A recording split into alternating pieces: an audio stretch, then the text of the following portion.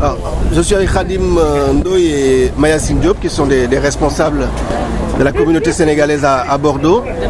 Vous venez d'assister à cette rencontre de Y'en a marre ici à Bordeaux, dans sa tournée européenne. Je voudrais avoir un peu un retour, ce que vous avez pensé de ce mouvement-là et de son approche de la société sénégalaise d'aujourd'hui. Merci Carfa de m'avoir permis aujourd'hui de m'exprimer sur ce mouvement. C'est vrai que c'est un mouvement qui est né avant les élections présidentielles. Pour la première fois, on a vu un mouvement proposé par la jeunesse sénégalaise, parce que d'habitude les mouvements sont surtout promus par souvent des hommes qui ne sont pas adhérents dans des partis politiques et qui, à un moment donné, avaient envie de porter un projet seul. Pour la première fois, on a vu la jeunesse se dire non aux partis politiques, non à ces adultes qui nous prônent et qui ne sont jamais investis.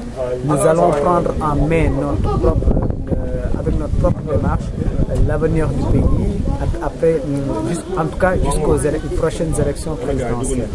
Et je crois que ça a été tellement fort dans leur discours, dans leurs actes quotidiens, dans leurs appels à la citoyenneté, qu'à un moment donné, toute la population s'est sentie dans ce discours-là pour adhérer avec eux.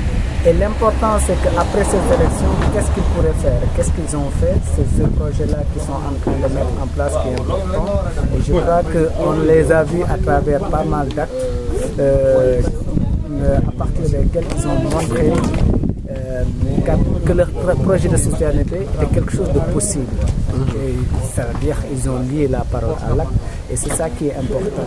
Et c'est venu des paroles de jeunes rappeurs à qui on attribuait des mots violents, des mots vraiment qui sont en déphasage avec le code de parole de notre société et qui finalement on a vu des jeunes responsables qui ont pu mettre en place des structures qui une manière de faire différente des politiques et qu'aujourd'hui c'est les politiques qui sont en train de courir derrière ce mouvement. C'est ça qui est important.